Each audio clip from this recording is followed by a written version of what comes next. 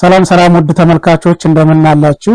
ዛሬ ፓርት 44 ላይ የተወሰኑ የሲምፕሊፊኬሽን ጥያቄዎችን የምንመለከት ይሆናል። እንደሚታወቀው አፕቲቲዩድ ቴስት ጥያቄዎች በተለያዩ ፈተናዎች ማለትም በስራ ውድድር ፈተና እንደዚሁም በትምህርት ፈተና ላይ ለምሳሌ በ12ኛ ክፍል የማትሪክ ፈተና፣ በዩኒቨርሲቲ ኤግዚት ኤግዛም፣ በዩኒቨርሲቲ ኢንትራንስ ኤግዛም እና በመሳሰሉት ላይ እንደሚመጡ ይታወቃል። እነዚህን ጥያቄዎች ቢክ አካዳሚ በሚለው ዩቲዩብ ቻናል ላይ የገባችሁ በማግኘት መለማመድና ራሳችሁን ማዘጋጀት ትችላላችሁ።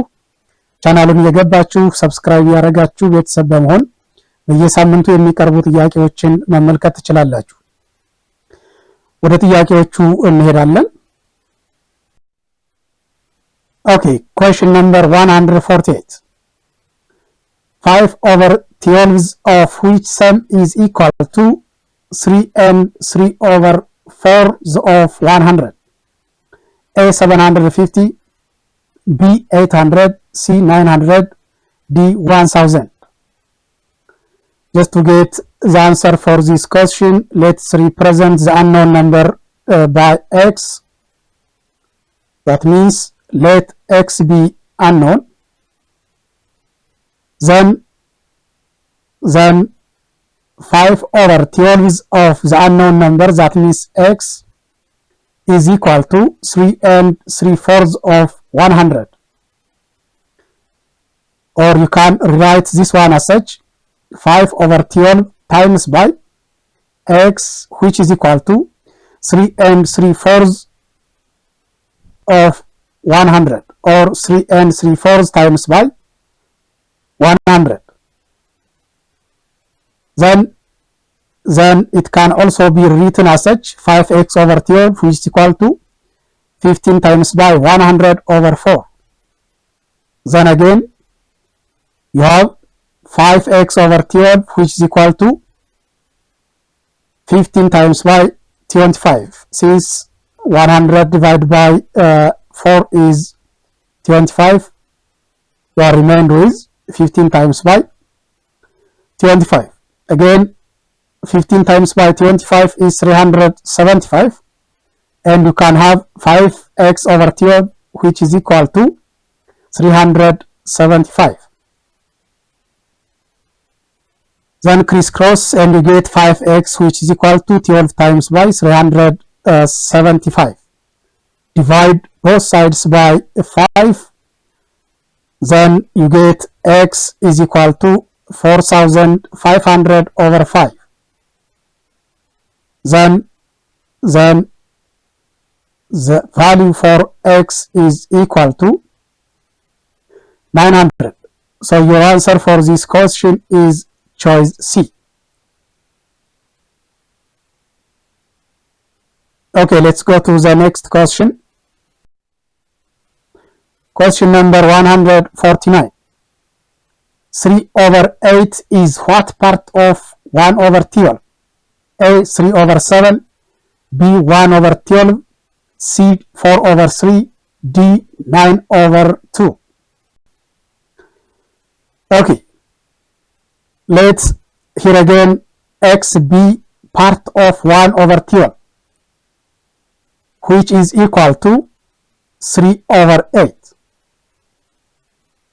So we have the unknown x, and let x be part of 1/12, and which is again equal to 3/8. So x of 1/12 is equal to 3/8.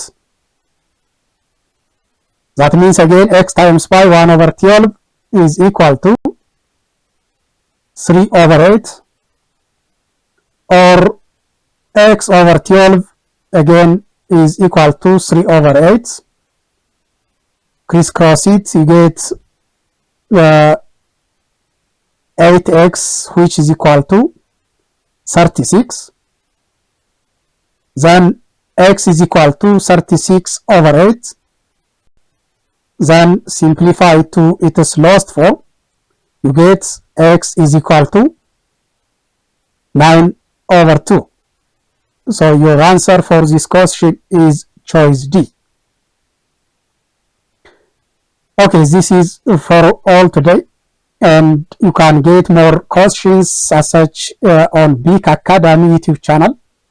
Subscribe the channel and you get aptitude test questions with their solutions.